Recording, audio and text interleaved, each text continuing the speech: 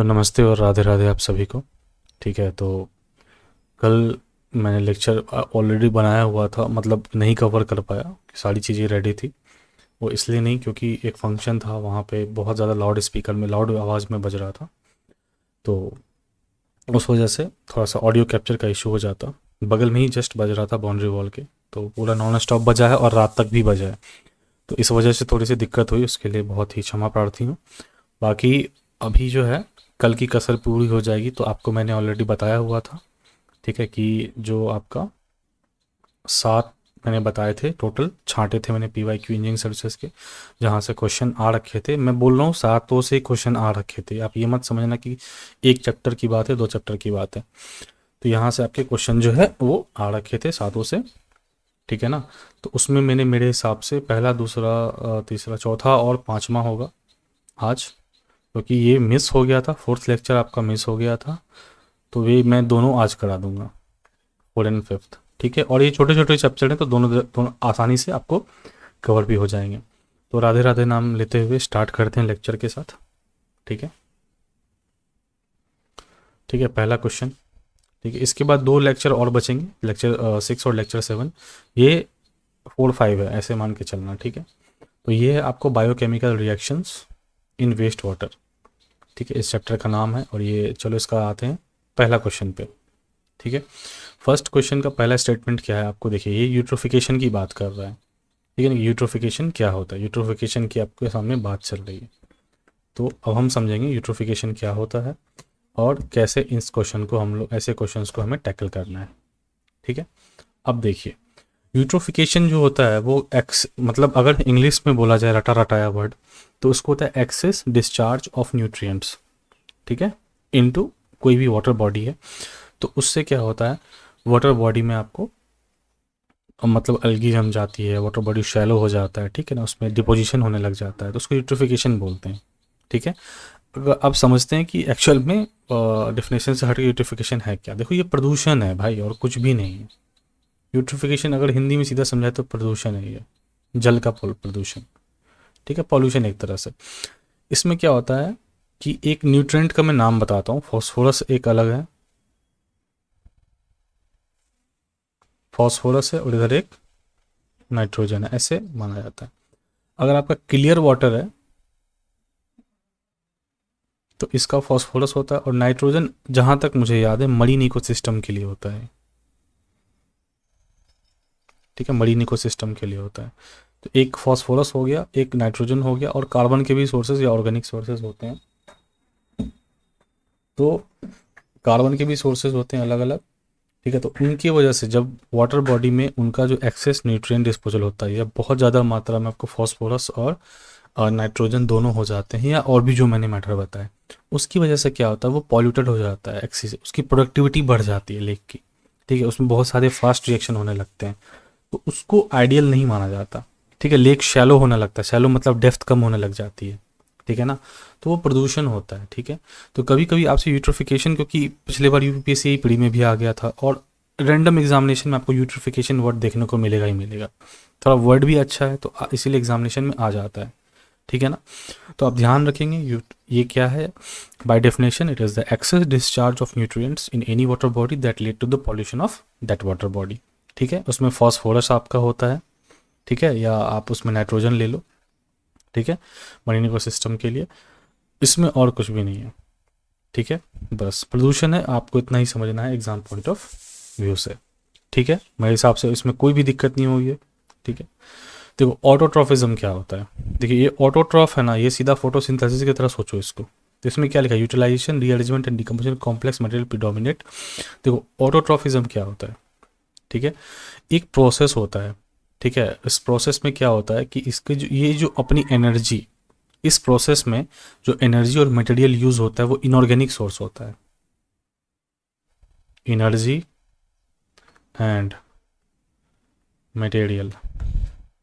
एक ऑटोट्रॉफिज्म की बात हो रही है, ऑटोट्रॉप्स की बात हो रही है। ये क्या है, इनऑर्गेनिक सब्सटेंस यूज करते हैं अपने, ठीक है। थोड़ी बहुत प्रेशर कुकर की भी सीटी आ रही होगी, बट अवॉइड करना, ठीक है। तो ये इनऑर्गेनिक सब्सटेंस से आती है, ठीक है ना। तो इनऑर्गेनिक सोर्सेज मैंने आपको क्या बोला है, अगर आप बार बार देखो कोई भी वर्ड आता है उसको डेप्थ में समझो। इनऑर्गेनिक सब्सटेंस यहाँ पे बहुत लोग अगर नहीं समझ पाए, मैंने वैसे तो रिपीट कर रखा है, ये वाटर भी है भाई, वाटर हो गया आपको, ठीक है, मिनरल हो गया, ठीक है, आपको सनलाइट हो गया, ठीक है।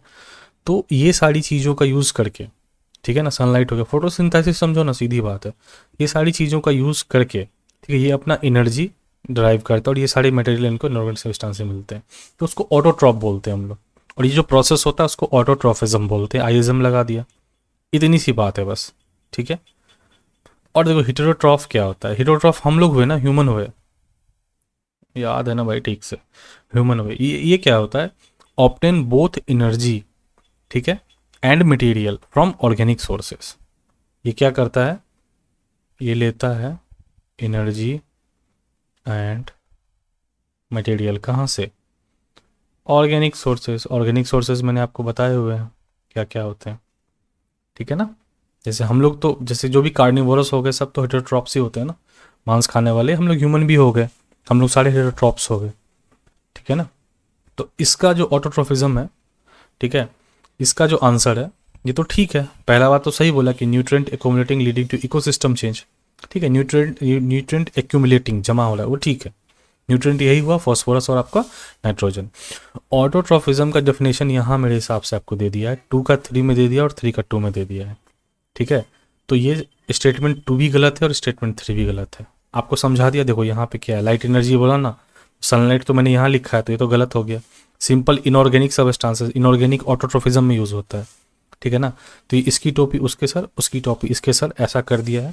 तो 2 और 3 गलत है, आपका 1 एलोन सही है, कोई दिक्कत नहीं है। अगर इन तीनों वर्ड का यूज़ करके अगर कोई क्वेश्चन फ्रेम करता है तो आप इसको सॉल्व कर लोगे, ठीक है, कोई दिक्कत नहीं होनी चाहिए मेरे हिसाब से। चलो नेक्स्ट क्वेश्चन पे चलते हैं। विच one of the following reactors can create a problem of short circuiting, मैंने बताया हुआ है शॉर्ट सर्किटिंग उसमें भी होता है, और ये एक्चुअली इसका आंसर प्लग फ्लो है। देखो 3 तरह के, इसमें आपको ज़्यादा घुसना नहीं है, ज़्यादा टेक्निकल क्वेश्चन जब भी चला जाए मैं आपको बोल देता हूँ कि अवे फ्रॉम रहिए, ठीक है। 3 तरह के रिएक्टर्स होते हैं, ठीक है, वेस्ट वाटर ट्रीटमेंट में, 1 मिनट, ठीक है, 3 तरह के रिएक्टर्स होते हैं। एक होता है आपको प्लग फ्लो, ठीक है, एक होता है आपका प्लग फ्लो, दूसरा होता है आपका बैच रिएक्टर,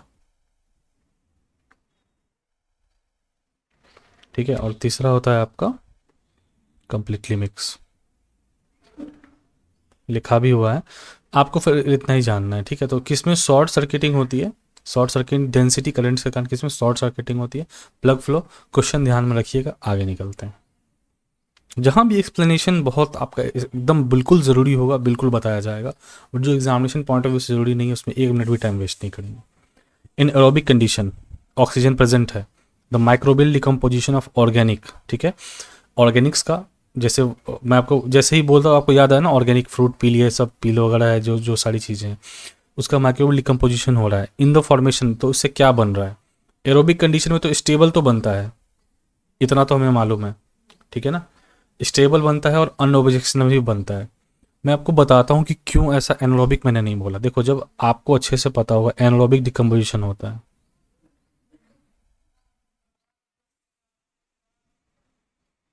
ठीक है ना, जो मान के चलो कि एटमॉस्फेयर के कांटेक्ट में नहीं है, ठीक है, इन द एब्सेंस ऑफ ऑक्सीजन अगर हम डिकम्पोजिशन करते हैं तो आपको मैंने बताया हुआ था H2S जनरेट होता है या मीथेन प्राइमरी जनरेट होता है, याद है ना। तो क्या ये ऑब्जेक्शनेबल गैस नहीं है, ठीक है, तो आप बोलोगे जी सर ऑब्जेक्शनेबल तो है, आग लग जाती है भाई। क्या हाइड्रोजन सल्फाइड ऑब्जेक्शनेबल नहीं है, तो आप बोलोगे नहीं सर ये तो बहुत गंदी स्मेल आती है, ऑब्जेक्शनेबल है, ठीक है ना। क्या CH4 से आग नहीं लग सकती है, तो हाँ भाई आग लग सकती है, तो ये तो अनस्टेबल हुआ ना। तो ये सारी चीज़ें होती है ना, ये सारी चीज़ें आपको होती है एनारोबिक में। तो एरोबिक का जो ऑप्शन है, अगर अनस्टेबल अनस्टेबल एनारोबिक का है, ऑब्जेक्शनेबल भी एनारोबिक का है, तो ये तो गया, ठीक है। स्टेबल भी होगा क्योंकि उसको सफिशिएंट ऑक्सीजन सप्लाई होती रहेगी उसके ब्रेकडाउन के लिए, और अनऑब्जेक्शनेबल भी होगा क्योंकि वाटर एटमॉस्फेयर के कांटेक्ट में रहेगा, तो जो भी गैसेज हैं, जो भी ऑब्जेक्शनेबल गैसेज है, H2S है, CH4 है, या कोई भी और ऐसा जो गैसेज बहुत ही पॉल्यूशन कॉज कर रहा है, वो ऑलरेडी एटमॉस्फेयर के कॉन्टैक्ट में रहेगा और उसका डाइल्यूशन होता रहेगा, ठीक है ना। डाइल्यूशन मतलब वो उसको धीरे धीरे उसका कंसंट्रेशन कम होता रहेगा। दैट इज़ वाई आपको एरोबिक कंडीशन में अगर डिकम्पोजिशन होता है ऑर्गेनिक मैटर्स का, तो आपको स्टेबल और अनऑब्जेक्शनेबल इंड प्रोडक्ट मिलेगा, कोई दिक्कत नहीं होनी चाहिए, बिल्कुल धागा की तरह खोला है क्वेश्चन। नेक्स्ट देखो, ऑटोट्रॉप्स मैंने आपको बताया और हेटेरोट्रॉप्स बताया, तो खोजते हैं कि बी का आंसर क्या है और डी का आंसर क्या है। ठीक है ना, बी का आंसर क्या है और डी का आंसर क्या है। ठीक है, तो अब चलो ऑटोट्रॉप्स है। ठीक है, ऑटोट्रॉप्स मैंने आपको क्या बताया, इनऑर्गेनिक मटेरियल से ये लेते हैं अपना energy and food, obtain energy for material for growth and inorganic sources. ठीक है, बी का 4 आपको मिल गया। ठीक है, हेटेरोट्रॉप्स मैंने आपको बताया, तो डी का आप देख लो क्या है। हेटेरोट्रॉप्स में क्या है, ऑब्टेन मैंने आपको बताया कि ये लोग क्या करते हैं, ये लोग हम जैसे हैं, हम भी हैं। ठीक है ना, तो हम लोग क्या करते हैं, ऑर्गेनिक से लेते हैं, तो ये देखो यहाँ ऑर्गेनिक सोर्सेज लिखा है, obtain energy material from the organic, और यहाँ भी। तो आपका ये दोनों तो कंफर्म हो गया, तो 4-2 से क्या हमें आंसर मिल रहा है, क्या देखना चाहिए, बी का 4 और डी का 2, डी का 2, बी का 4 यार 2-2 आया, लेकिन 2 एलिमिनेट भी हो गए। ठीक है, तो अब ए पे चलते हैं कि एनाबॉलिज्म क्या होता है। ठीक है, चलो देखो, मेटाबॉलिज्म आपने सुना होगा, को हम लोग खाते हैं, हमारा फूड सही से डाइजेस्ट नहीं होता है, तो हम लोग लोकल वर्ड में यूज़ करते हैं कि अरे मेटाबॉलिज्म तुम्हारा स्लो है भाई, या कोई पतला आदमी बहुत खाता है तो हम लोग बोलते हैं अरे उसका मेटाबॉलिज्म बहुत फास्ट होगा, पचने की क्रिया होती है। ठीक है ना, मेटाबॉलिज्म हम थोड़ा सा मोटे मोटे वर्ड उसको यूज बोलते हैं। उसी मेटाबॉलिज्म का 2 पार्ट होता है। ठीक है, एक होता है आपका कैटाबॉलिज्म, ठीक है, और एक होता है आपका एनाबॉलिज्म। ठीक है, कैटाबॉलिज्म और एनाबॉलिज्म होता है। ठीक है, इस कैटाबॉलिक प्रोसेस में क्या होता है, एनर्जी रिक्वायर्ड होती है, एनर्जी, ये ईएनजी एनर्जी है, एनर्जी रिक्वायर्ड। ठीक है, टू डिकम्पोज या प्रोसेस मेंटेन करने के लिए जो एनर्जी रिक्वायर्ड होती है। ठीक है, एनाबॉलिज्म प्रोसेस में क्या होता है, ठीक है ना, मतलब डिकम्पोज या ऐसे लिख लो, energy required to maintain and growth of cells, to maintain and growth of cells. Catabolism का ये मतलब हो गया। ठीक है, एनाबॉलिज्म में क्या होता है, ये इसमें एनर्जी रिलीज होती है।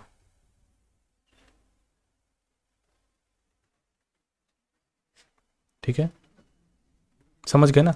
तो मेटाबॉलिज्म के 2 पार्ट हैं, कैटाबॉलिज्म और एनाबॉलिज्म। कैटाबॉलिज्म में क्या होता है, एनर्जी रिक्वायर्ड टू डिकम्पोज और to maintain the growth of cell, cell को मेंटेन करने के लिए, सेल के ग्रोथ के लिए, सेल के डेवलपमेंट के लिए जो एनर्जी रिक्वायर होती है वो हमें कैटाबॉलिज्म से मिलती है, और जो एनर्जी रिलीज होती है वो एनाबॉलिक प्रोसेस में होती है। इतना आप समझ गए। ठीक है ना, तो अब बताइए एनाबॉलिज्म का आपको क्या आंसर लग रहा है, ए का, है ना। एनाबॉलिज्म में मैंने क्या आपको कर रही है, ठीक है, तो इसका आंसर आपको मेरे हिसाब से डी होना चाहिए। ठीक है, डी होना चाहिए, आप देख लीजिए। ठीक है ना, बताइए। ठीक है, तो ए का आपको एनाबॉलिज्म का providing energy for the synthesis, है ना, ये आपको हुआ obtain energy for providing for मैसेजर सेल ग्रोथ। ठीक है, हो गया। और कैटाबॉलिज्म क्या है, providing energy for synthesis of new cells and maintenance of other cell functions. तो मेरे हिसाब से आपको ये चीज़ क्लियर हो गई होगी, कैटाबॉलिज्म में मैंने आपको ये बता दिया, ये पॉइंट। ठीक है, या कोई दिक्कत नहीं होना चाहिए इस क्वेश्चन में। ठीक है ना, यहाँ साफ साफ मैंने लिख भी दिया है। ठीक है ना, synthesis of new cells and maintenance, कोई दिक्कत नहीं होना चाहिए। ठीक है, आप इसमें ये इसीलिए करोगे कि 1 और 3 थोड़ा सिमिलर लगता है, बट जो थोड़ा सा डीप में पढ़ो, ठीक है, मेंटेनेंस वगैरह लिखा हुआ है। ठीक है ना, तो फंक्शंस और ग्रोथ, ये आपको 2 अलग अलग चीज़ मिलेगी। ठीक है, ध्यान रखना। Next question, which of the following is the correct statement, heterotroph in organism. तो हेटेरोट्रॉफ हम लोग होते हैं, हम लोग ऑर्गेनिक खाते हैं, तो भैया कहीं पे है क्या, 1, ये तो नहीं, ये तो नहीं, ऑर्गेनिक मैटर, चलो ठीक है, कोई दिक्कत नहीं हुई। 6, the rate of biomass production will always lower than the rate of food utilisation in biological system having a mix culture of microorganism. ठीक है, ऑलवेज कह रहे हैं कि लोअर होगा because catabolism convert part of the food into waste products. ये तो ठीक है, मैंने आपको ऊपर में बताया कैटाबॉलिज्म से एनर्जी रिलीज होती है, तो मैं आपको यही बोल रहा हूँ कि जो पार्ट फूड को डिकम्पोज करेगा, उसको वेस्ट में कन्वर्ट करेगा, देन ये जो प्रोसेस माइक्रोबियल एक्टिविटी कहलाती है, और इसी से ना एनर्जी रहती है। तो बात ठीक है, बात दोनों स्टेटमेंट सही है और करेक्ट एक्सप्लेनेशन भी है। ठीक है ना, दोनों बात सही है और करेक्ट एक्सप्लेनेशन भी है। अब देखो, अब ये क्या बोल रहा है कि ऑलवेज लोअर देन, तो ये ठीक बोल रहा है, क्योंकि अगर इक्वल होता तो सारा का सारा फूड जो बायोमास में कन्वर्ट हो जाता। ठीक है ना, विल बी ऑलवेज लोअर। ऐसा नहीं होता है ना। देखो, अगर इक्वल होता देन ऑल बायोमास, ठीक है ना, सारा का सारा जो भी बायोमास की बात हो रही है, ठीक है ना, सारा का सारा फूड, सॉरी, सारा का सारा जो फूड है, ऑल फूड, क्या किस में कन्वर्ट हो जाता, कन्वर्टेड टू बायोमास। सारा का सारा जो फूड है वो बायोमास में कन्वर्ट हो जाता। तो ऐसा नहीं होता है। आप भी बहुत कुछ जब खाते हैं तो जो एक्सक्रीटा होता है वो ऑलवेज कम होता है वो, ठीक है ना, ऐसा नहीं कि आपने उतना खाया। तो ये चीज़ थोड़ा बहुत वहाँ से रिलेट कर रहा है, ठीक है ना। इसीलिए ये दोनों सही है और दोनों का करेक्ट एक्सप्लेनेशन है, वेस्ट प्रोडक्ट्स। ठीक है, तो इसका आंसर मेरे हिसाब से ईएससी के थ्रू ए हो जाता है। आपको बस कॉन्सेप्ट याद रखना है, क्योंकि ये 4 बार रिपीट हो गया है। ठीक है, तो ऐसे इससे मिला जुला कुछ कंसेप्ट अगर आ जाए, क्योंकि ये केमिस्ट्री का भी तो क्वेश्चन बन जाता है ना, या बायोलॉजी का सॉरी बन जाता है, तो थोड़ा बहुत आप देखना, क्योंकि ये आया हुआ है। देखो यहाँ पे क्या लिखा हुआ है, this question appear 4 times, 4 times in the provided text with identical wording. Identical मतलब टेक्स्ट टू टेक्स्ट कॉपी है, 9 में, 14 में, 17 में और 2013 में। तो 4 बार ये आ चुका है, सोच रहे हो ना। ये वही उसका, चलो क्वेश्चन नंबर 7 पे आते हैं। दिस क्वेश्चन अपीयर्स ट्वाइस, ठीक है। अच्छा, ये सब छोड़ो यार। Water with heavy algal growth often has a pH value as 9 to 10। ठीक है, ये ठीक बात है, ठीक है, ये ठीक बात है। बिकॉज लगे पढ़ते हैं, non utilisation of bicarbonate ion as a carbon source by algae can result in substantial accumulation of OH plus ions. देखो, अगर हैवी अलग ग्रोथ है ना, तो कभी कभी ये pH 9 to 10 जाता है, इसमें कोई डाउट नहीं है, ठीक है। लेकिन अगर आपको पता होगा, non utilisation of bicarbonate ion as a carbon source, ठीक है, नॉन यूटिलाइजेशन किसका, बायोकार्बोनेट आयन का, as a carbon source by algae can result in substantial equivalent. नहीं, ऐसा नहीं होता है, ठीक है। मैं ये, क्योंकि ये इसमें आपको ज़्यादा घुसना नहीं है, लेकिन मैं आपको यहाँ पे रिएक्शन एक लिख देता हूँ, आपको थोड़ा सा आइडिया हो जाएगा। देखो, बायोकार्बोनेट आयन की बात कर रहा है ना, प्लस H2O, ठीक है। तो ये रिएक्शन आपको HCO3 प्लस OH, ठीक है। तो ऐसा होता नहीं है एक्यूमुलेशन, ठीक है ना। दैट इज़ वाई ऑप्शन आपका गलत हो जाता है, तो सी आंसर है, ठीक है। इसमें नहीं घुसना है, टेंशन मतलब ये आपके लाइक टेंशन का काम नहीं है, क्योंकि इसमें अलगी वगैरह कुछ एक चीज़ यूज़ किया रहता है, दैट इज़ वाई मैं एक्सप्लेन कर देता हूँ, बट ये आप स्किप करके चलना, ठीक है। Next, environment includes abiotic and biotic component. ये इसके लिए आपको कुछ भी पढ़ने की ज़रूरत नहीं है, बिल्कुल सही स्टेटमेंट है, ठीक है, कि इन्वायरमेंट में एबायोटिक, ठीक है। तो आप बोलोगे एबायोटिक होता क्या भैया, तो हम बता देते हैं कि एबायोटिक मतलब होता है आपका क्या, ठीक है। इसमें आपका जो भी नॉन लिविंग थिंग्स आती है, ए बायोटिक, ए लगा हुआ है तो नो, नॉन लिविंग थिंग्स आती है आपकी किस में, बायोटिक, ए बायोटिक कंपोनेंट में। जैसे आपका क्या हो गया भाई, बहुत सारी चीज़ें हैं, सॉइल हो गया, ठीक है ना, टेम्परेचर हो गया, और क्या ले, ह्यूमिडिटी ले लो, और कुछ क्लाइमेट ले लो, मतलब ये सारे ए बायोटिक कंपोनेंट्स हो गए, ठीक है। और बायोटिक कंपोनेंट में क्या आता है इसमें, मतलब क्या बोले, अरे ऑर्गेनिक मैटर बोल दो सीधा, कुछ भी बोल दो, अलगी हो गया, ठीक है ना, फिश, प्लांट, या जो भी आप बोल रहे हैं, ये सारा बायोटिक कंपोनेंट हो गया। तो जो इन्वायरमेंट हमारा बनता है, ठीक है, वो इसी दोनों को मिला के बनता है। ये कोई गलत चीज़ नहीं है, तो बिल्कुल सही बात है। अब देखते हैं, abiotic parameters include algae, bacteria, animal. अरे नहीं, ए बायोटिक कंपोनेंट, ये तो बायोटिक हो गया ना, जो लिविंग थिंग्स है वो इसमें आ गया बायोटिक में, ये गलत है, ठीक है। तो इसका आंसर फिर से सी हो गया, ठीक है। समझ रहे हैं, आपको थ्योरी बस समझना है, सीडी पे मत जाना कैसे हो रहा है नहीं हो रहा है, असर्सन रीजन है ये, ठीक है ना। तो उनका अपना जो नॉमिनल कल्चर के हिसाब से ABCD, आप बस कॉन्सेप्ट देखिएगा। Question number 9, water with heavy algal growth often has a pH of, ये फिर से सी होगा क्योंकि ये रिपीटेड क्वेश्चन है, ये सही है और ये गलत है, ठीक है। The rate of biomass production will always be lower than, अरे ये वो ऊपर में जो बताया कैटाबोलिज्म वाला वही पार्ट है, इसका आंसर ए है, दोनों करेक्ट है। And reasoning statement 2 is the correct explanation of statement 1, that is why it's given answer is a, ठीक है। Question number 11, the rate of biomass production 4 bar repeat हुआ था, ये समझ रहे हो ना। देख के जाने में कोई बुरा बात नहीं है, ठीक है।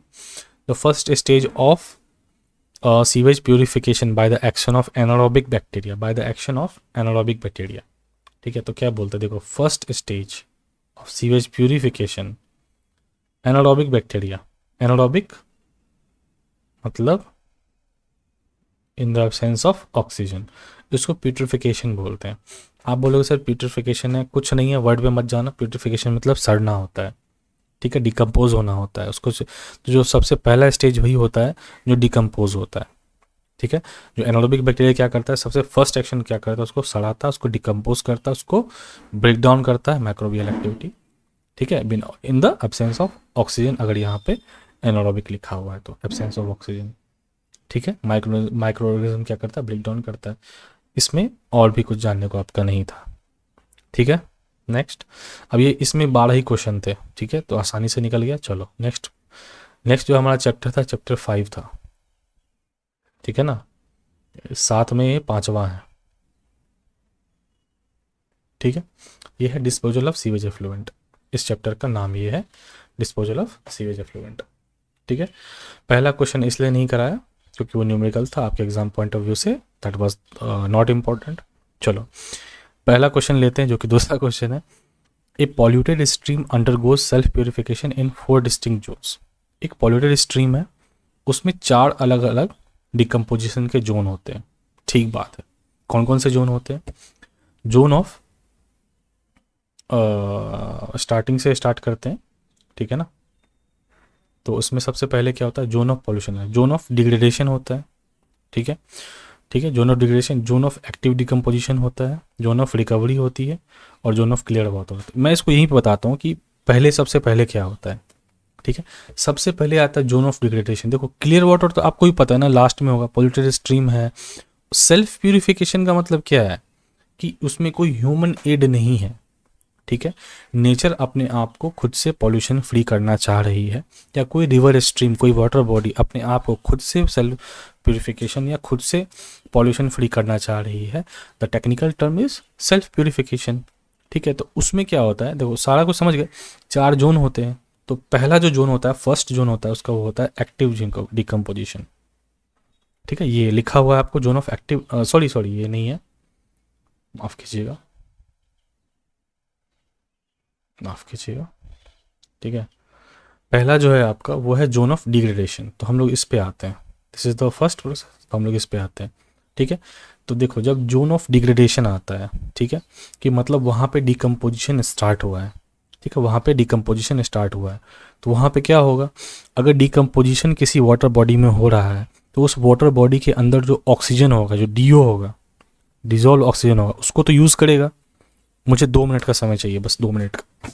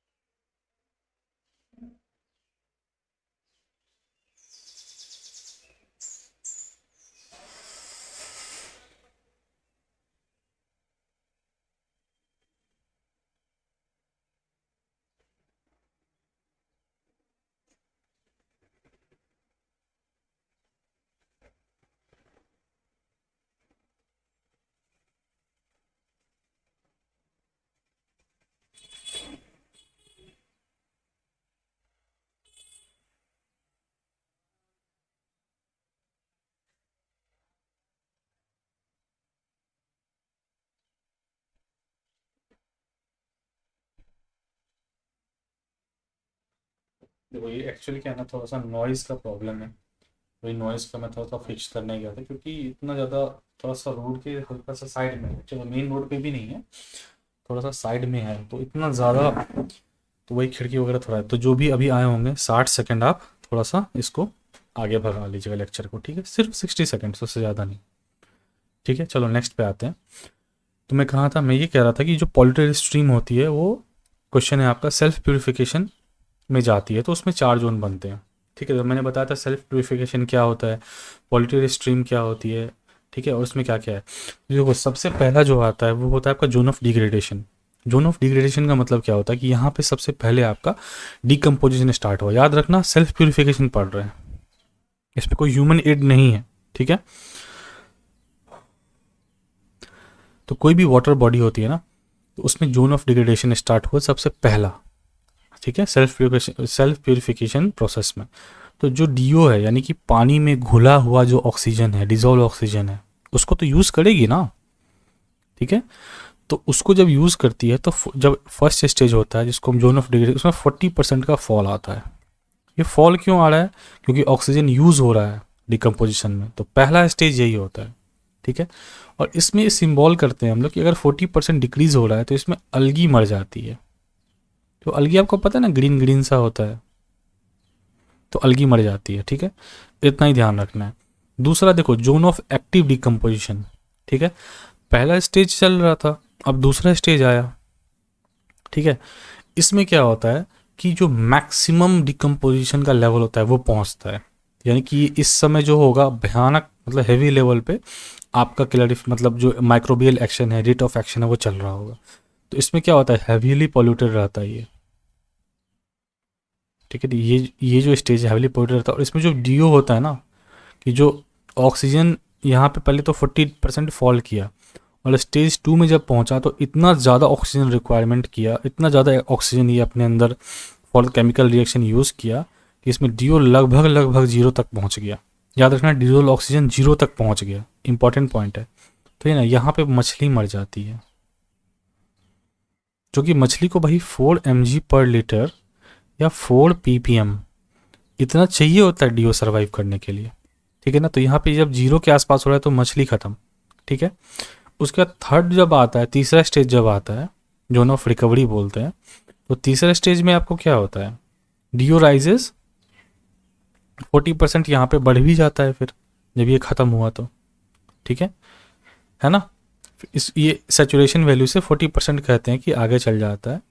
तो इसमें क्या होता है, आपको इस स्टेज में नाइट्रेट, फॉस्फेट, ठीक है ना, ये सारे आपको प्रोड्यूस होते हैं, ठीक है। तीसरा अब रिकवरी चल रहा है, पहला स्टेज में डिग्रेडेशन हुआ, दूसरा में एक्टिव डिकम्पोजिशन हुआ, ज़बरदस्त लेवल का यहाँ पे केमिकल रिएक्शन चला, ऑक्सीजन बहुत ज़्यादा यूज़ हुआ। तीसरा में फिर जोन ऑफ रिकवरी आया, यहाँ पे 40% बढ़ भी गया सेचुरेशन वैल्यू से ऊपर, नाइट्रेट और फॉस्फेट जैसे कुछ कंपाउंड्स हैं वो प्रोड्यूस हुए। उसके बाद लास्ट में आपको ये जोन ऑफ क्लियर वाटर आता है, ठीक है। तो ये 1 2 3 4 कैसा ऑप्शन है, ठीक है। तो देख लो आप इसका क्या डी में मिल रहा है, क्या 2, सबसे पहले 2, फिर उसका सबसे फर्स्ट क्या होगा आपका 3।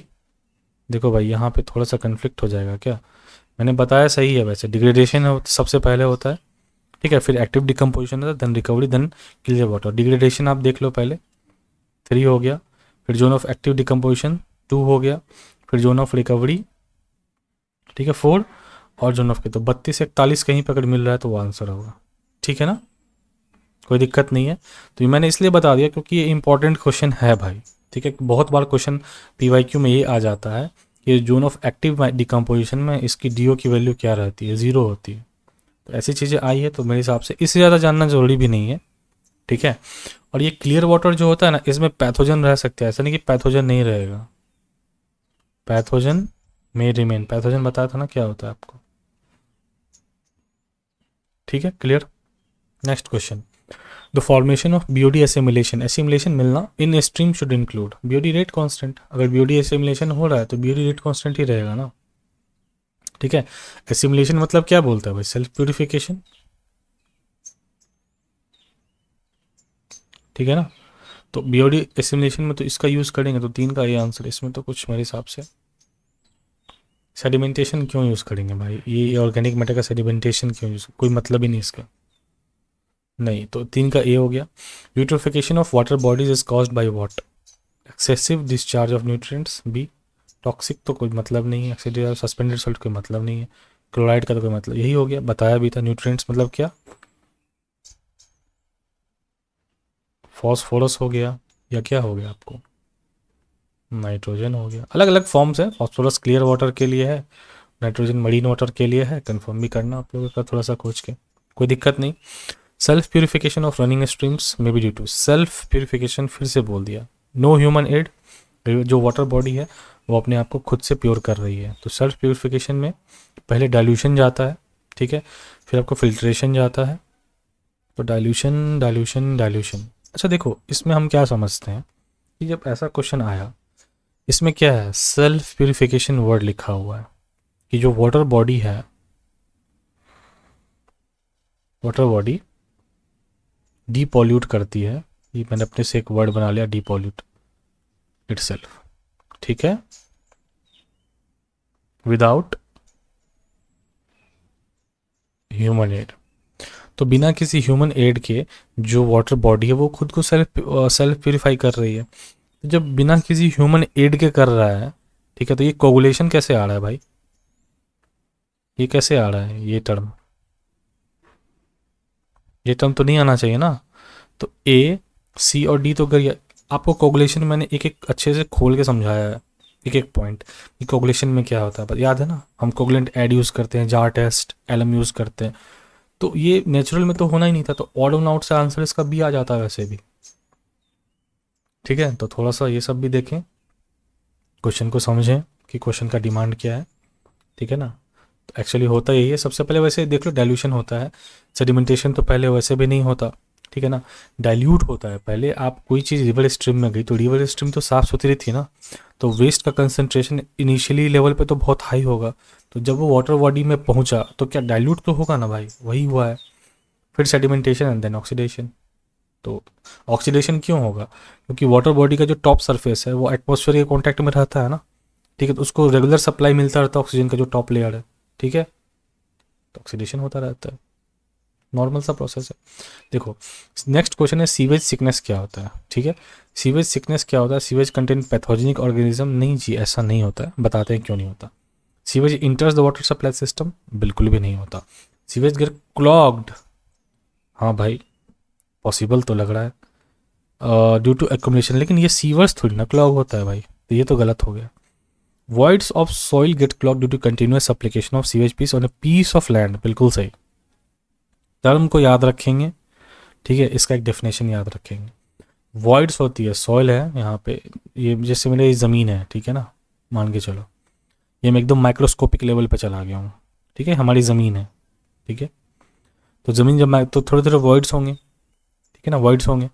अब आप इस पर क्या करो, बार बार सीवेज का एप्लीकेशन कर रहे हो, इस एक कोई पर्टिकुलर पीस ऑफ लैंड है, आप यहाँ पे डालते जा रहे हो, ठीक है, डालते जा रहे हो, ये जो छोटे छोटे पोर्स है यहाँ पे, ठीक है ना, कोई हैवी सीवेज होगा, कोई जिसका कंसंट्रेशन बहुत ज़्यादा हो, कोई लो, तो ये छोटे छोटे पोर्स को क्लॉग कर देंगे, ठीक है ना। तो जब ये पोर्स क्लॉग हो जाते हैं, ठीक है ना, तो हमें इन्वायरमेंटल डिस्टर्बेंस होती है, ऑब्वियस सी बात है, और ये पीस ऑफ लैंड पे करते हैं, तो उसी को हम लोग बोलते हैं सीवेज सिकनेस, ठीक है। सीवेज सिकनेस याद रखना, voids of soil get clogged, pore बंद हो जाता है जो सॉइल का है, ठीक है। अगर हम लगातार किसी एक कंटिन्यूस पीस ऑफ लैंड पे हम डालते जा रहे हैं, कचरा डालते जा रहे हैं, that will result in sewage sickness. और ए बी सी हटा देना, इंपॉर्टेंट टर्म है, तो D is the correct answer. Next है the following zones in pointer water, correct sequence पूछ रखा है, zone of clear water, zone of active decomposition, zone of recovery, zone of degradation. यहाँ पे बात हुई होगी, सबसे पहले हम खुद सॉल्व करें इसको, क्या होता है, जोन ऑफ डिग्रेडेशन सबसे पहले स्टार्ट होता है, उसके बाद जोन ऑफ एक्टिव डिकम्पोजिशन उसके बाद स्टार्ट होता है, फिर रिकवरी होती है, और उसके बाद जोन ऑफ क्लियर वाटर होता है लास्ट में। तो एक किसके लास्ट में है, तो ये गया और ये गया, और सबसे पहले क्या होता है, जोन ऑफ डिग्रेडेशन, तो 4 किसके पहले में, तो ये आंसर है, ठीक है, तो 7 का बी आंसर है, ठीक है। For fish habitat in river, वो भी जस्ट ऊपर बताया था, मछली के जिंदा रहने के लिए 4 ppm मिनिमम डीओ जो चाहिए, ठीक है ना, मछली के लिए, ठीक है, मछली को जिंदा रहने के लिए जो आपको मिनिमम डीओ चाहिए वो कितना चाहिए, 4 ppm चाहिए, ठीक है। ये हमारी मछली है, रोहू मछली है, तो रोहू मछली को जिंदा रहने के लिए कितना चाहिए आपको, 4 ppm चाहिए, ठीक है। Sewage sickness is a term use for, repeated question है, द कंडीशन ऑफ लैंड ठीक है, याद रखना वाटर बॉडी। फिर sewage is applied continuously for a long period. और कोई ऑप्शन है क्या? स्ट्रीम वेयर फ्लोरोफर नहीं, ट्रीटमेंट प्लांट नहीं, पर्सन नहीं। ठीक है, डी आंसर, 9 का भी डी आंसर है। नेक्स्ट चले। When A sewage is disposed in a river the rate of depletion of oxygen of the river mainly dispose. Sewage हम क्या कर रहे हैं, रिवर में डिस्पोज कर रहे हैं, रिवर में डिस्पोज कर रहे हैं।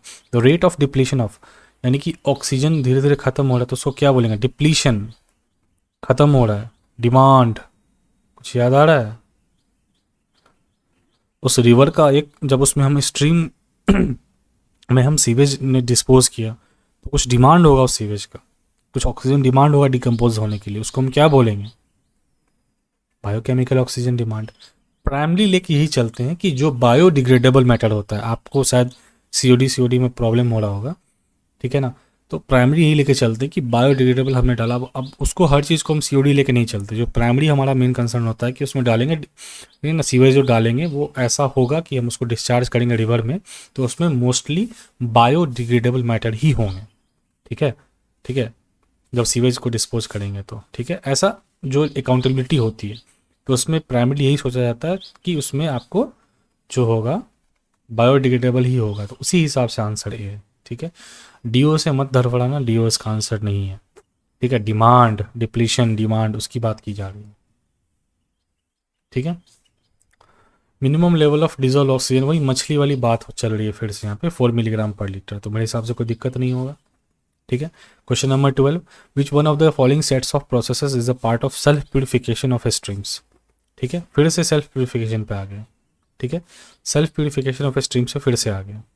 ठीक है, तो जब स्ट्रीम्स में सबसे पहले क्या हुआ, ये तो होता ही है, तो ये जहाँ नहीं है वहाँ तो काटो, और एडिएशन भी होता है, तो ये और ये तो ठीक लग रहा है, और बायोडिग्रेडेशन एडिएशन है कहीं पे। रिवर्स ऑस्मोसिस एक मैकेनिकल फॉर्म, मतलब इसमें सेमी परमिएबल मेम्ब्रेन यूज़ करते हैं हम लोग। ठीक है, और यहाँ पे आपको लिखा हुआ है सेल्फ प्यूरिफिकेशन, तो फिर से ये क्या हो गया भाई, ये तो ऑप्शन गया, डी आंसर तो उसका होगा नहीं। डिसैलिनेशन के बारे में भी आपको मैं बताता हूँ। अभी ईरान और यूएस और इजराइल का वॉर चल रहा है, ठीक है, उसमें अभी बोला है कि मतलब ईरान पे कैप्चर करेंगे 48 आवर्स के अंदर, वो डेडलाइन अभी चल रही है। तो ईरान ने रिप्लाई में बोला है कि जो डिसैलिनेशन प्लांट्स है उसको हमला करेंगे। डिसैलिनेशन प्लांट्स क्या होते हैं कि वहाँ पे ज़मीन के अंदर तेल है, पानी नहीं है, ठीक है ना, ज़मीन के अंदर गहरा गहरा तेल है, जो खाड़ी देश है जिनकी हम बात करते हैं। ठीक है, मिडिल ईस्ट अलग है, खाड़ी देश जो खाड़ी के सटे रहते हैं उसमें कुछ खाड़ी देश हैं, तो उनकी ज़मीन के अंदर पानी नहीं है, तेल है, तो वो लोग क्या करते हैं, डिसैलिनेशन प्लांट यूज़ करते हैं। ये प्लांट होता है, ठीक है, ये ह्यूमन हमने बनाया है। ठीक है, ये क्या करता है, सेलाइन वाटर जो आता है समुद्र से, ठीक है, उसको कन्वर्ट करता है किस में, मीठा पानी में। ठीक है, ये सलाइन वाटर यानी कि खारा पानी को, ये हिंदी में लिख देता हूँ, मीठे पानी में कन्वर्ट करता है, उसको डिसैलिनेशन प्लांट बोलते हैं। ठीक है, तो ये तो ह्यूमन एडेड चीज़ हो गया ना, रिवर्स ऑस्मोसिस ये ह्यूमन एडेड चीज़ हो गई ना, तो इसमें तो सेल्फ प्यूरिफिकेशन क्वेश्चन में पूछ रखा है ना कि अपने आप जो रहा बाय नेचुरल, ये तो एक नेचुरल प्रोसेस है। ठीक है, तो डिसैलिनेशन तो फिर ये भी उड़ाओ ना। ठीक है, और कहीं डिसैलिनेशन है क्या, इसको भी उड़ाओ, ऑटोमेटिक आंसर। ठीक है, ठीक है, when water when sewage enters a flowing river the rapid depletion of dissolved oxygen क्यों होता है? ठीक है, वही पूछ रहा है। सीवेज जब आपको एक फ्लोइंग रिवर में आया, ठीक है, तो डिप्लीशन ऑफ ऑक्सीजन क्यों होता है? मेरे हिसाब से जो उस सीवेज की कुछ एक बायोकेमिकल ऑक्सीजन डिमांड होगी। ठीक है, उस सीवेज की एक बायोकेमिकल ऑक्सीजन डिमांड होगी, जैसे ही वो रिवर में जाएगा, ठीक है, वो रिवर को बोलेगा कि हमको इतना ऑक्सीजन चाहिए डिकम्पोज होने के लिए। वो डिकम्पोज होगा कैसे? बैक्टीरिया डिकम्पोज करेंगे, ठीक है, एक्सटर्नल एजेंट्स हैं वो डिकम्पोज करेंगे, और जो डिकम्पोज करने का प्रोसेस क्या होता है, बैक्टीरिया क्या है, तो माइक्रो ऑर्गेनिज्म है ना, तो माइक्रो ऑर्गेनिज्म है मतलब क्या, माइक्रोबियल एक्टिविटी हो रही है, कोई दिक्कत नहीं होनी चाहिए, इतना टफ क्वेश्चंस नहीं है। ठीक है, चलो नेक्स्ट क्वेश्चन आते हैं 14। सीवेज में भी डिस्पोज्ड ऑफ विदाउट ट्रीटमेंट, बिना ट्रीटमेंट किए कचरा पानी में अगर हम फेंक रहे हैं किसी पानी में, बिना ट्रीटमेंट किए सीवेज कचरा हम पानी में फेंक रहे हैं, तो उसका डाइल्यूशन पूछ रहा है क्या होगा। टेक्निकल टर्म है, कुछ डेटा बेस्ड है, मैं आपको बताता हूँ। ठीक है, तो इसका आंसर तो पहले आप देख लो, कि 14 का जो है वो आंसर क्या है कि अगर बिना ट्रीटमेंट के डाइल्यूशन मतलब क्या कि उसमें कितना आपको डीओ प्रेजेंट है, ठीक है ना, या कितना साफ सुथरा वो पानी है ऑलरेडी, ठीक है। सीवेज में, अगर सीवेज में अवेलेबल डाइल्यूशन यानी सीवेज में ऑक्सीजन की मात्रा, सीवेज में टॉक्सिक बहुत कम है, ठीक है ना, तो उसको हम विदाउट ट्रीटमेंट कब भेज सकते हैं, जब उसका जो डाइल्यूशन है वो आपको मोर देन 500 होगा। तो 13 का आंसर तो डी है, लेकिन हम समझते हैं, ठीक है। डाइल्यूशन से अब क्या समझते हैं, कंसंट्रेशन का कम होना ना, यही ना होता है डाइल्यूशन, ठीक है। टेक्निकल से थोड़ा सा नॉर्मल लैंग्वेज पे आते हैं। डाइल्यूशन का मतलब क्या होता है कि किसी चीज़ का कंसंट्रेशन कम है, ठीक है। अगर 1 किलो पानी में 1 चम्मच चीनी है, ठीक है, और 1 किलो पानी में 10 चम्मच चीनी है, तो हम क्या बोलेंगे कि 1 चम्मच वाले का डाइल्यूशन कम है और 10 चम्मच वाले का डाइल्यूशन ज़्यादा है, इतनी सी बात है। तो इसमें थोड़ा टेक्निकल टर्म यही आ जाता है कि जिसका डाइल्यूशन एक 500 है, ठीक है ना, इस सीवेज में जिसका डाइल्यूशन आपका 500 है, उसको ट्रीटमेंट की ज़रूरत नहीं है, उसको डायरेक्टली आप वाटर बॉडी में रिलीज़ कर सकते हैं, इतनी सी बात है। तो और भी देख लेते हैं बाकी तीनों ऑप्शन क्या बोल रहे हैं, ठीक है। तो आप पहले चलते हैं मोर देन 300 यानी 300 से 500 के बीच में है, तो हम क्या करेंगे। तो इसमें हम लोग क्या करते हैं, प्राइमरी ट्रीटमेंट करते हैं। प्राइमरी ट्रीटमेंट क्या होता है वो आपको मैंने लेक्चर 2 में बताया है, ठीक है। वही प्राइमरी ट्रीटमेंट याद करो, अब उसके लिए पिछला लेक्चर देखो। 150 से 300 के बीच में है तो हम क्या करेंगे भाई, तो प्राइमरी ट्रीटमेंट तो करेंगे ही, उसके साथ साथ क्या करेंगे, केमिकल प्रिसिपिटेशन भी करेंगे। केमिकल प्रिसिपिटेशन, प्रिसिपिटेशन क्या होता है, उसको एक प्रॉपर सोल्यूबल फॉर्म में डाल के लीच आउट कर देना, तो इससे होगा। और लेस देन 50 तो इसको तो भाई कंप्लीट ट्रीटमेंट करना चाहिए भाई। ये 150 से 300, 300 से 500 और 500 समझ में आया ना, क्या है डाइल्यूशन है, कंसंट्रेशन सीवेज का कितना कितना है, बस उतनी सी बात है। तो अगर बहुत हेवीली कंसनट्रेटेड है, डाइल्यूशन अगर कम है मतलब कि बहुत हैवी कंसंट्रेशन है, तो उसका हम लोग क्या करेंगे, कंप्लीट ट्रीटमेंट करेंगे। थोड़ा सा और डाइल्यूटेड है तो उसको एक प्री प्राइमरी ट्रीटमेंट के साथ उसको हम थोड़ा केमिकल ट्रीटमेंट भी दे देंगे। और 300 है मतलब कि इससे भी ज़्यादा है, तो उसको मतलब इससे भी ज़्यादा डाइल्यूशन है, मतलब हमारे लिए अच्छी बात है कि उसमें कंसंट्रेशन कम है। अगर 300 तक का तो प्राइमरी ट्रीटमेंट करेंगे, और अगर 500 है मतलब कि बिल्कुल ही कम कंसंट्रेशन है, तो उसको बिना ट्रीटमेंट किए हुए वाटर बॉडी में रिलीज कर देंगे, इतनी सी बात है, ठीक है। 14 का आंसर डी है, समझ में आ गया ना। When waste water is disposed, next question, into a running stream, 4 zone बनते हैं। देखो ये क्वेश्चन आ गया ना, मैंने नहीं बोला था DO इक्वल टू 0 पूछ लेता है कौन से में है।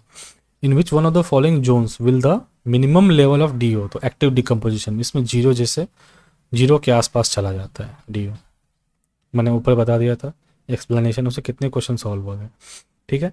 क्वेश्चन नंबर है आपका क्या, नेक्स्ट 16 है। 16 क्या करा है, certain waste has a BOD of 162, ठीक है। BOD दिया हुआ है आपको कितना, 162 milligram per litre, and flow is 1000 metre cube per day, ठीक है। If the domestic sewage has a BOD of 80 gram per capita, ये नीचे में डिवाइड होगा, ठीक है, क्योंकि 80 ग्राम पर कैपिटा पूछ रहा है, तो हमको पर कैपिटा में पहले न्यूमरेटर को लाना पड़ेगा। मैं ऐसे सॉल्व करता हूँ क्वेश्चन, अगर हमको ये मालूम होता है कि उसका वो क्या है यूनिट, अगर हमें मालूम होता है यूनिट दिख गया, तो पॉपुलेशन इक्विवेलेंट पूछ रहा है क्या होगा, ठीक है। नहीं आया बट सॉल्व करा देता हूँ। तो देखो 162 मिलीग्राम पर लीटर है ना, पर लीटर, तो इस मिलीग्राम को पहले हम क्या करेंगे, ग्राम में कन्वर्ट करेंगे, और इस लीटर को मीटर क्यूब में कन्वर्ट करेंगे, ठीक है ना। ये 10⁻³ और ये 1000 होता है कुछ ऐसा, ठीक है।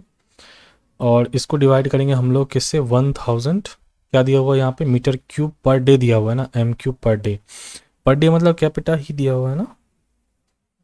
हाँ चलो ठीक है, ठीक है, ठीक है, ठीक है, ठीक है, कुछ नहीं दिक्कत है। तो अगर इसको कन्वर्ट करेंगे तो ये क्या हो जाएगा, 162, ठीक है, इंटू 10⁻³ और इधर हो जाएगा 1000 इंटू 10⁻³ ये ऊपर वाले का क्या था यूनिट, ऊपर वाले का ग्राम पर मीटर क्यूब था, और इसका जो था वो क्या था, और मीटर क्यूब पर डे, लेकिन नीचे है, जब ये ऊपर जाएगा तो क्या हो जाएगा, डी पर मीटर क्यूब, तो ये ऊपर जाके ये मीटर क्यूब ऊपर चला जाएगा और डी नीचे आ जाएगा, ये मीटर क्यूब कट जाएगा। ऐसे मैं खेलता था जब मुझे यूनिट्स पता होते थे, ठीक है ना। तो ये ग्राम पर डे में आपको आ गया, यानी पर डे यानी पर कैपिटा, ठीक है, ये रहा। तो ये आपको गया, ये गया, ये गया, ठीक है ना। तो -3 तो आपको मेरे हिसाब से आ जाएगा, थोड़ा सा इसमें दिक्कत हुआ है मेरे हिसाब से, 10⁻³ तो ये आना चाहिए आपको 162,000 ग्राम पर डे, ठीक है ना। ये ऊपर जाएगा 10⁻³ ध्यान रखना, ठीक है। ये एक मिस्टेक हो गया, 10 की पावर जो ये है 3 ये ऊपर चला जाएगा, ठीक है ना, मैंने गलत से लिख दिया है, तो ये आ जाएगा। तो जब 1,62,000 आपको आ गया तो पूछा है पर कैपिटा, तो इसको आप लोग 80 से डिवाइड कर दोगे तो आपका आंसर कितना आ जाएगा,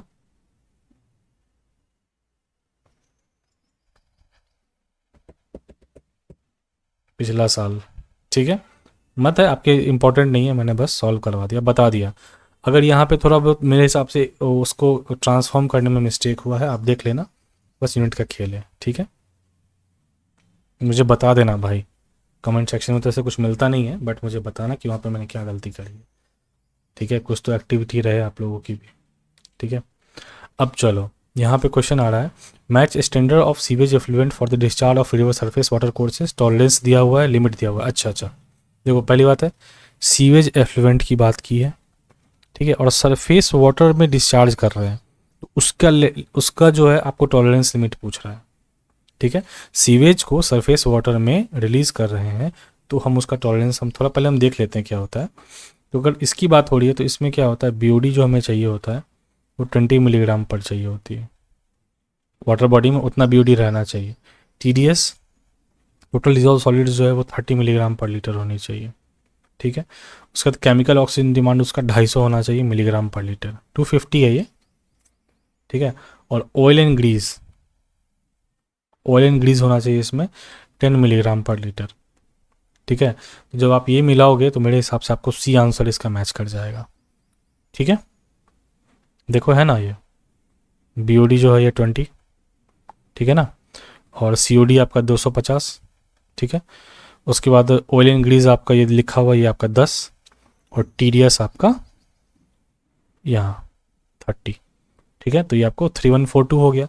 लेकिन और भी तो कुछ डेटा है, उसको भी देखते हैं ना। तो और डेटा क्या है भाई, डेटा ये है कि अगर आप मरीन इन्वायरमेंट में डिस्पोज करते हैं, अगर आप मरीन इन्वायरमेंट में डिस्पोज करते हैं तो उसका भी डेटा है, तो मैं लिख देता हूँ। उसके लिए सबसे पहले आपको पीएच दिया हुआ है 5.529, या 5.9 नहीं है 5 है, ठीक है। सस्पेंडेड सॉलिड का कंसंट्रेशन कितना होना चाहिए, सीवेज को मरीन इन्वायरमेंट में, मरीन इकोसिस्टम में, मरीन वाटर बॉडी में डिस्पोज करने के लिए ये लिमिट मैं लिख रहा हूँ सस्पेंडेड। और फ्लोराइड की भी लिमिट दी हुई है, वो दी हुई है 15 मिलीग्राम पर लीटर, ठीक है। इसका सीओडी सेम बस रहेगा, तो ये पॉसिबल है कि ऐसा क्वेश्चन आ जाए। एंड ऑयल एंड ग्रीस ये 10 से यहाँ 20 हो गया, ठीक है, क्लियर, ठीक है, ठीक है ना। लेकिन एक और डेटा है यहाँ पे, अगर इंडस्ट्रियल इफ्लुएंट हो तो, अगर इंडस्ट्रियल इफ्लुएंट है तो उस केस में हमारा भी तो कुछ लिमिट है, तो यहाँ बीओडी बढ़ जाता है, क्योंकि इंडस्ट्रियल इफ्लुएंट है ना, तो यहाँ बीओडी बढ़ जाता है, हैवी लेवल पे आएगा, तो 30 मिलीग्राम पर लीटर हो गया, ठीक है। यहाँ पे हमने 20 देखा है, किसके लिए, सरफेस वाटर के लिए, सरफेस वाटर के लिए। तो इंडस्ट्रियल इन्फ्लुएंट को अगर हमने सरफेस वाटर में डालना है तो, ठीक है। और यहाँ क्या था, जो सीवेज एफ्लुएंट है सिंपल सा उसको डालना है सरफेस वाटर कोर्स में। यहाँ पे इंडस्ट्रियल से अगर आ रहा है आपका वेस्ट, उसको डालना है सरफेस में, उसके लिए लिमिट है। सीओडी भाई सबके लिए 250 ही है, तो ये याद करने में सही रहेगा।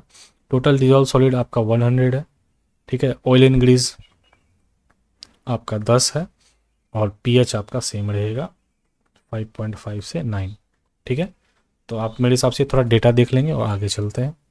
सीवेज सिकनेस फिर से वही क्वेश्चन है भाई, soil pores getting clogged and preventing free circulation of air when sewage is, ठीक है भाई, पोर्स क्लोग्ड होगा तो पोर्स क्लॉग्ड हो जाएगा, यानी बंद हो जाएगा, तो जो फ्री सर्कुलेशन ऑफ एयर हो वो नहीं होगा, फर्टिलिटी तो ख़त्म हो ही जाएगी, बर्बाद हो जाएगा वो लैंड, ठीक है। तो 18 का आपका आंसर हो गया बी। चलो नेक्स्ट क्वेश्चन पे आते हैं, 19th पे।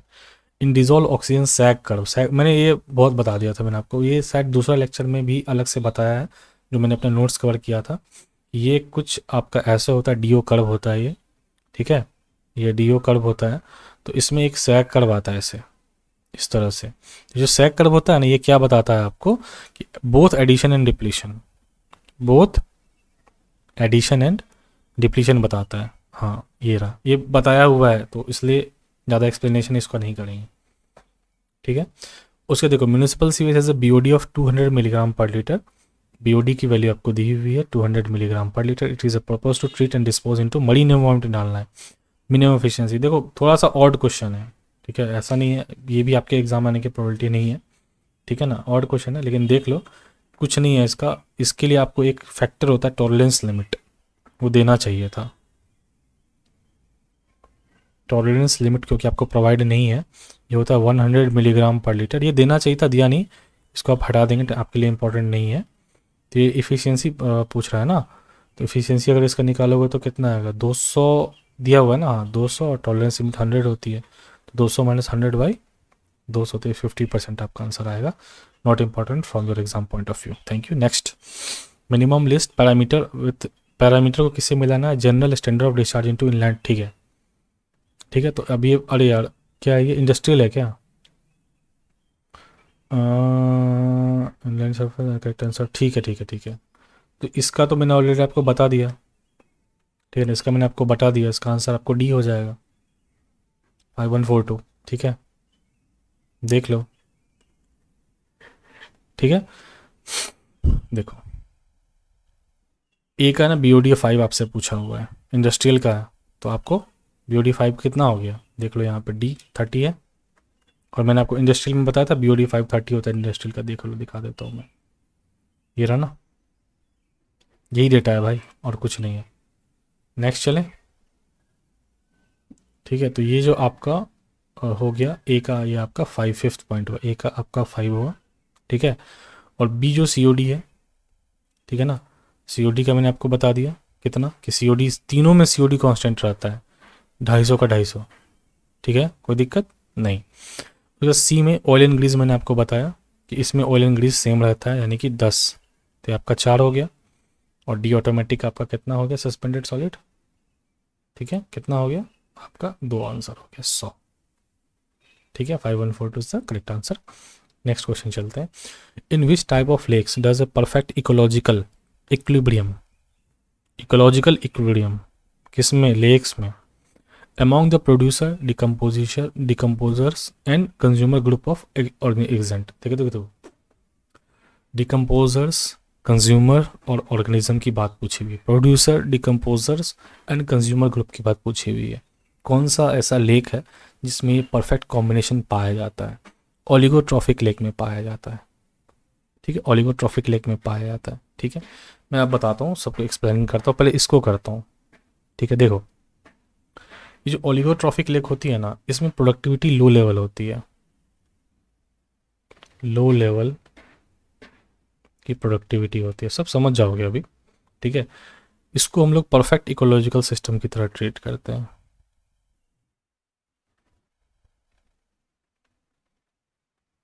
सिस्टम की तरह हम लोग ट्रीट करते हैं, ठीक है। इसमें क्या होता है कि जो rate of chain of food है, ठीक है, एक proper chain of food maintain रहता है, मतलब कि जो एनर्जी का फ्लो है, ठीक है, एक लेवल से दूसरे लेवल तक जो फूड चेन का एनर्जी, तो वो है ना कांस्टेंट रहता है और यूनिफॉर्म रहता है। तो इसीलिए हम इसको एक परफेक्ट मतलब कॉम्बिनेशन मानते हैं इसका। ओलिगोट्रॉफिक ये हो गया, ठीक है।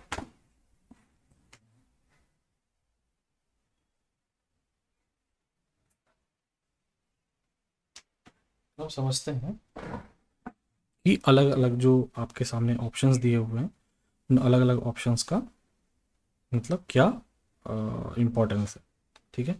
तो ओलिगोट्रॉफिक समझ गए ना, ठीक है ना। अब ये लेक जो होते हैं ना, ये लेक डीप भी होते हैं, ये डीप भी होते हैं, क्लियर होगा,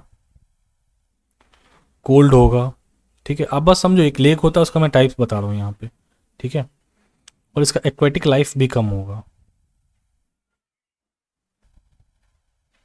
ठीक है। ओलिगोट्रॉफिक का मतलब आपको यही होता है, ठीक है। तो इसमें मेंटेन रहता है, मतलब कहने का मतलब वैसे इतना सा है कि इसमें ये चेन मेंटेन रहता है, ठीक है। चलो इसके बाद आपको होता है मीजोट्रॉफिक लेक, है ना एम, तो हम इसको एम लिख लेते हैं, मीजोट्रॉफिक लेक क्या होता है। देखो कुछ ऐसा वाटर बॉडी अगर हम इमेजिन कर लें, ठीक है, तो ये वाटर है आपका, मान के चलो, ठीक है, ये वाटर है आपका, ठीक है। यहाँ धीरे धीरे जैसे नीचे जा रहा है तो डेंस होता जा रहा है पूरा, ठीक है, ये डेंस होता जा रहा है। जो भी है टर्बिडिटी डिकम्पोजिशन या जो भी यहाँ पे सेटल हो गया तो ये वाटर बॉडी है, ठीक है। ये जो होता नहीं, ये इसमें क्या होता है मेसोट्रॉफिक में, इसमें न्यूट्रिएंट्स मैंने आपको बताया था ऑलरेडी, इन सेडिमेंट्स, ये क्या होता है एक्यूमुलेट होने लगता है, ठीक है। न्यूट्रिएंट्स और सेडिमेंट्स जो होता है वो आपको एक्यूमुलेट होने लगता है, ठीक है। और एक्वेटिक लाइफ जो होता है ना वो बढ़ने लगता है, इंक्रीज इन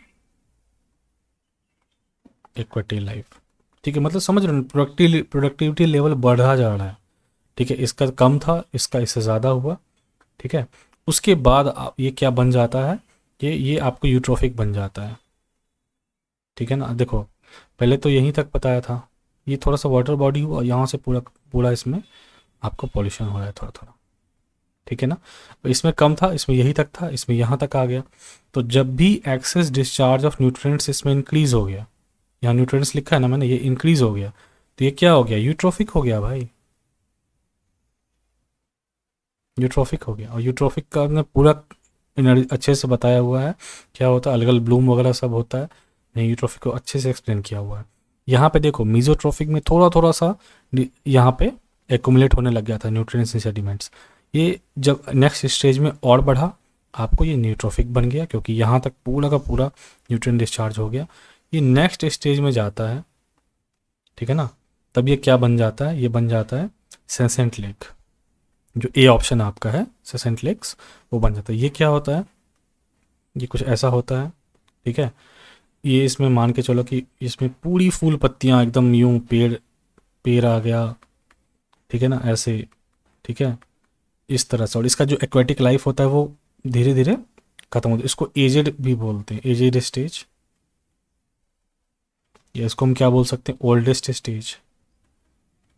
ये सीक्वेंस में आ रहा था, आप समझ रहे हो ना, ये सीक्वेंस में आ रहा था ऐसे, ठीक है, ओल्डेस्ट स्टेज बोल सकते हैं इसको, ठीक है। इसमें बहुत रूट है, प्लांट लाइफ इसमें बढ़ जाएगा, रूटिंग बढ़ जाएगी, ठीक है ना। तो धीरे धीरे एक्यूमुलेशन हुआ, ठीक है ना, उसके बाद आपका यूट्रोफिक हुआ, और यूट्रोफिक होके लास्ट में आपका ओल्डेस्ट स्टेज में।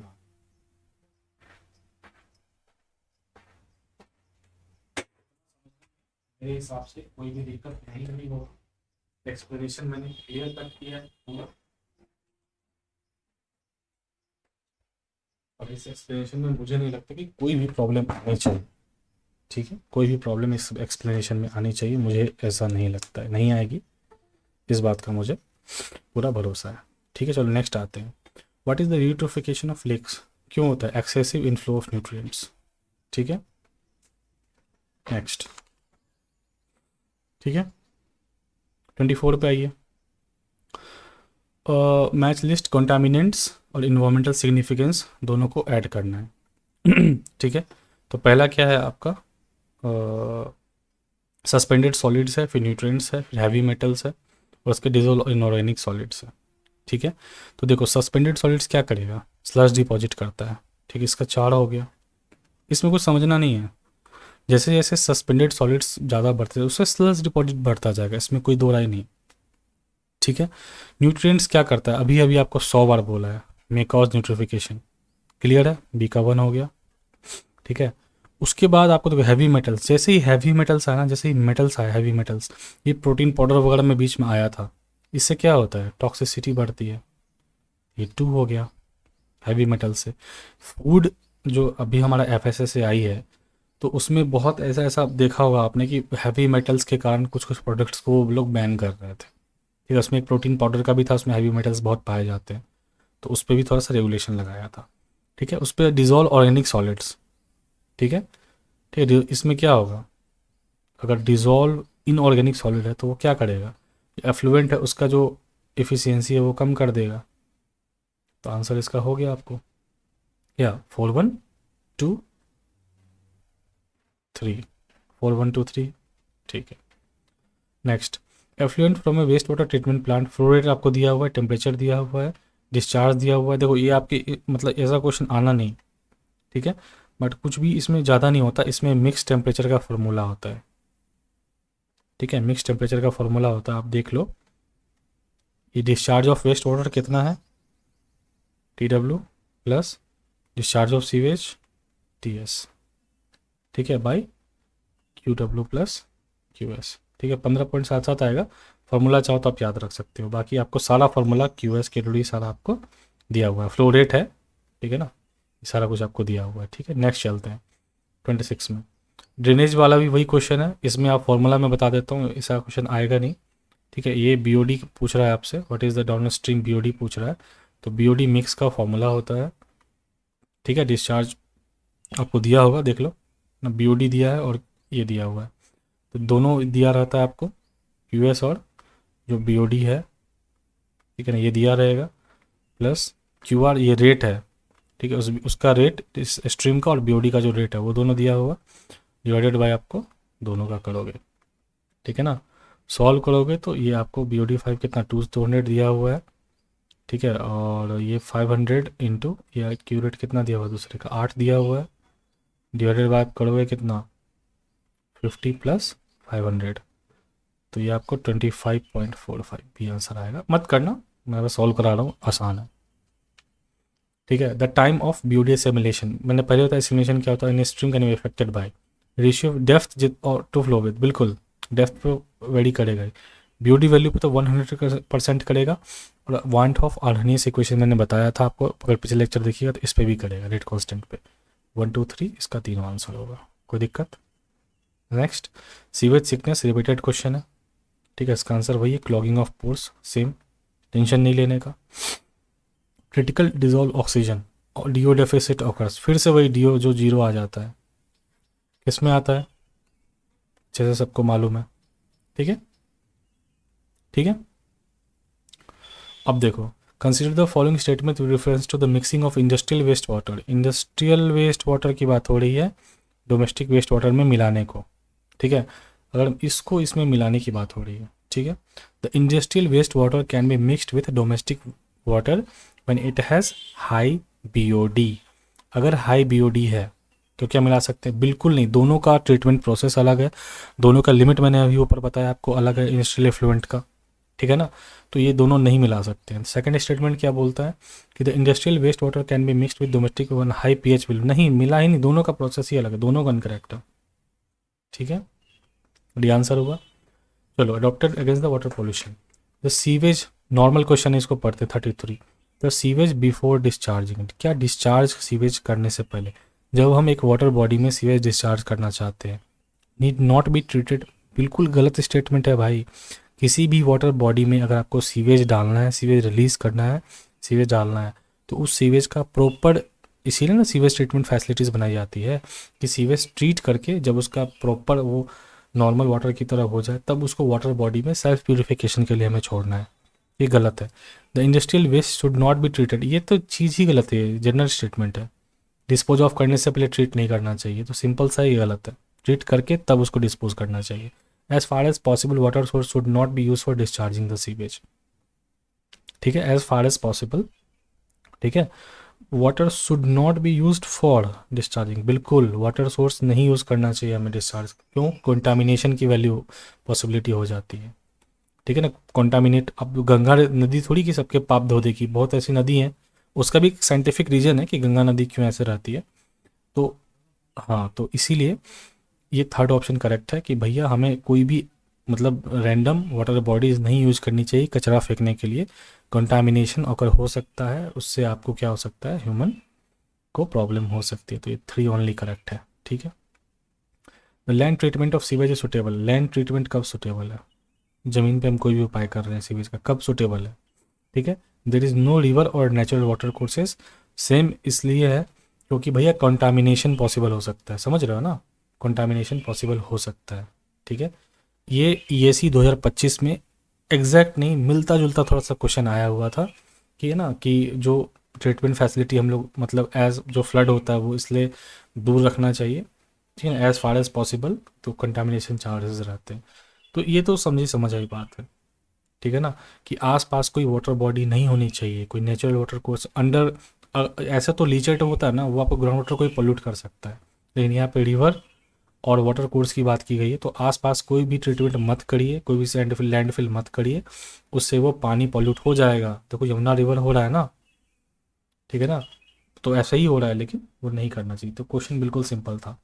1 complete, 2 complete, third chapter complete, fourth complete, और ये पांचवा भी कंप्लीट हो गया। ईएससी क्वेश्चन सीरीज में बस आपका ये दोनों बचा है। ठीक है, ये आपको ट्रीटमेंट ऑफ सीवेज है, इसमें ज़्यादा क्वेश्चन है, 100+ है। और ये लास्ट में आपको सॉलिड वेस्ट मैनेजमेंट का क्वेश्चन है कुछ। ठीक है, तो यहाँ से 1 से 6 देखोगे ना, तो 1 से 6 आपका लिक्विड चल रहा था। ठीक है, और कुछ लोग बोल रहे थे सर रॉ वाटर सिलेबस में नहीं है।